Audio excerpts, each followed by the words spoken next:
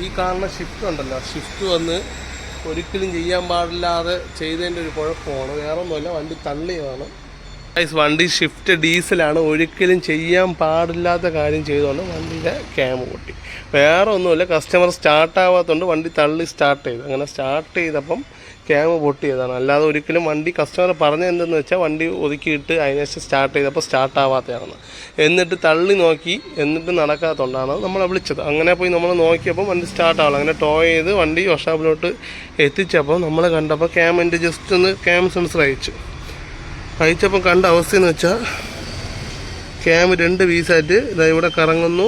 ഈ ഒരു പീസ് വെച്ച് പൊട്ടി, ഇതിൽ കൂടെ കാണാൻ പറ്റി. അങ്ങനെ കസ്റ്റമർ വിളിച്ച് പറഞ്ഞതിന് ശേഷം നമ്മൾ ഹെഡ് ഇറക്കി വാൾവും കാര്യങ്ങളും. അതുപോലെ തന്നെ ഇത് ചെറിയൊരു വിഷയത്തിന് വേണ്ടി തള്ളി സ്റ്റാർട്ട് ചെയ്തതാണ്. ബാറ്ററി എന്തോ ഇഷ്യൂ ആയിട്ടാണ് വണ്ടി സ്റ്റാർട്ടായതാണ്. കസ്റ്റമർ ബാറ്ററി ലാഗായതുകൊണ്ട് ആരോ പറഞ്ഞ് ഷിഫ്റ്റ് വണ്ടി തള്ളി സ്റ്റാർട്ടാവുന്നു.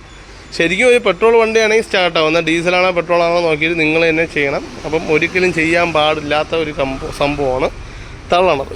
ഇതുപോലത്തെ ഡീസൽ വണ്ടിയൊക്കെ ആർക്കെങ്കിലും ഉണ്ടെങ്കിൽ മാക്സിമം ഷെയർ ആണോ, ഇല്ലെങ്കിൽ ഇതുപോലെ 8ൻ്റെ പണി കിട്ടും. ഇതെങ്ങനെ നോക്കിയാലും നല്ലൊരു കോസ്റ്റാണ്. വെച്ചാൽ കസ്റ്റമർ ടൈമിംഗ് ചെയിന് മാറി ആകപ്പാട് 20,000 കിലോമീറ്റർ ആയിട്ടുള്ളതെന്നാണ് പറഞ്ഞത്. ടൈമിങ്ങിൻ്റെ കവറും അതുപോലെ തന്നെ സീലും കാര്യങ്ങളെല്ലാം പുതിയതാണ്. ക്യാം ഒടിയാൻ കാരണം തള്ളി കൊണ്ട് മാത്രമാണ് ഒടിഞ്ഞത്. ഇത് ഒടിഞ്ഞതിന് ശേഷം ഇത് കവറും കാര്യങ്ങളും ക്യാമിൻ്റെ വാൾഡോറും കാര്യങ്ങളും അയച്ചതിന് ശേഷം കാണിച്ചിട്ട് എന്താണ് അവസ്ഥ, എന്തുകൊണ്ടാണ് ഒടിഞ്ഞതെന്ന്. അങ്ങനെ ക്യാം പൊട്ടിയിട്ട് നമ്മൾ ടൈമിംഗ് കവറൊക്കെ അയച്ചപ്പം ജസ്റ്റ് നോർമലി നോക്കുമ്പം ചെയിന് ലൂസാണ് കാണിക്കുന്നത്. ലോഡായി നിന്നിട്ട് പോലും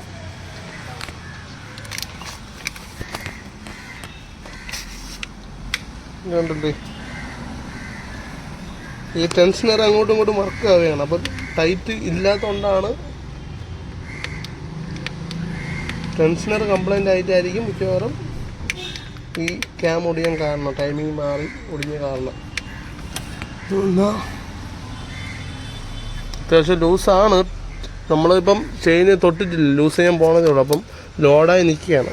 ലോഡായി നിന്നിട്ടും കണ്ടല്ലേ, ഇതാണ് അവസ്ഥ. ശരിക്കും കൈക്ക് ഇങ്ങനെ ആകാൻ പാടില്ല. പുതിയ ടെൻഷനർ നമ്മൾ ലോഡ് ചെയ്തിട്ട് ഊരുമ്പം തന്നെ നല്ല ടൈറ്റ് ആവുകയും ചെയ്യും, നല്ല പ്രഷറിൽ നിൽക്കും. അപ്പോൾ നമ്മൾ ടൈമിങ് ഇളക്കും മുമ്പേ കൈക്ക് ആവുകയാണ്.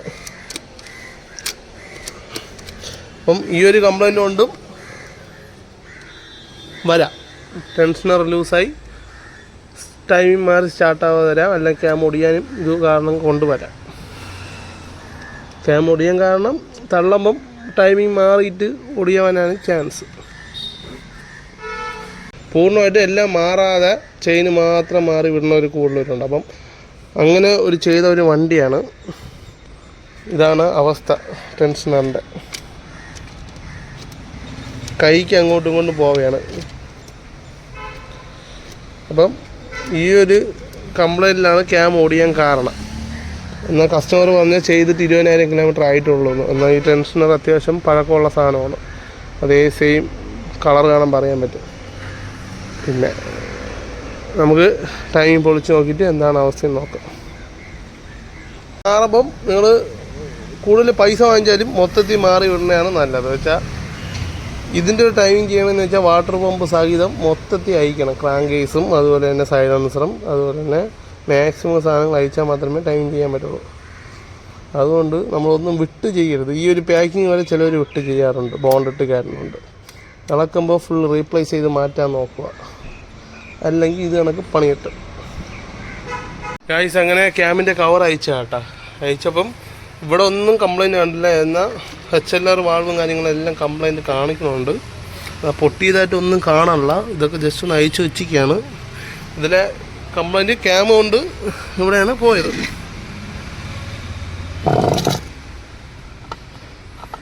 ഈ ഒരു പോർഷൻ വെച്ച് പൊട്ടി. അപ്പം ഇല്ലറ്റ് എക്സോസ്റ്റ് വാൾവിലെ ആദ്യത്തെ സിലിണ്ടറിലെ 2 വാൾവാണ് നമുക്ക് ഡൗട്ട്. ഇത് മാത്രമാണല്ലോ കറങ്ങുന്നത്, ബാക്കിയെല്ലാം സ്റ്റില്ലായിട്ട് അവിടെ നിൽക്കുന്നുണ്ട്. വേറെ ഒന്നും വരാനില്ല. എന്നാലും ഹെഡ് അയച്ചാലേ നമുക്കറിയാൻ പറ്റുള്ളൂ. അപ്പോൾ തള്ളി സ്റ്റാർട്ട് ചെയ്തതിൻ്റെ ഒരു ചെറിയൊരു അബദ്ധമാണ് ഈ കാണുന്നത്.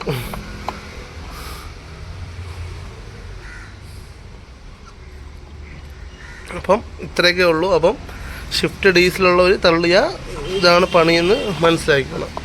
ഷിഫ്റ്റ് എന്നല്ല, ഡീസൽ വണ്ടി. വണ്ടി വഴി കടന്നിട്ട് തള്ളി സ്റ്റാർട്ട് ചെയ്താൽ എന്ത് സംഭവിക്കും ചോദിക്കൂടെ, ആ ഒരു സംഭവമാണ് ഇത്. വേറെ ഒന്നുമില്ല, ഡീസലാണ് വണ്ടി, ഷിഫ്റ്റാണ്, ക്യാമ കൊണ്ട് പൊട്ടിപ്പോയി. തള്ളി സ്റ്റാർട്ട് ചെയ്താൽ ഈ ഒരു സംഭവം ഉണ്ടാവാറുണ്ട്. അപ്പം ഡീസൽ വണ്ടി ഉള്ളവർക്കൊക്കെ മാക്സിമം ഷെയർ ചെയ്ത് കൊടുക്കണം. തള്ളി സ്റ്റാർട്ട് ചെയ്യാൻ പാടില്ല, ബാറ്ററി ഡൗൺ ആണെങ്കിൽ പോലും. പക്ഷേ ഈ ഒരു വണ്ടി ബാറ്ററി ഡൗൺ ആയിട്ട് തള്ളി സ്റ്റാർട്ട് ചെയ്യേണ്ട ഒരു കുഴപ്പമാണ്. സ്റ്റാർട്ടായില്ല, ക്യാമ ഒടിഞ്ഞു. അത്യാവശ്യം ലോഡായിട്ട് ഒടിഞ്ഞതായിരിക്കാം.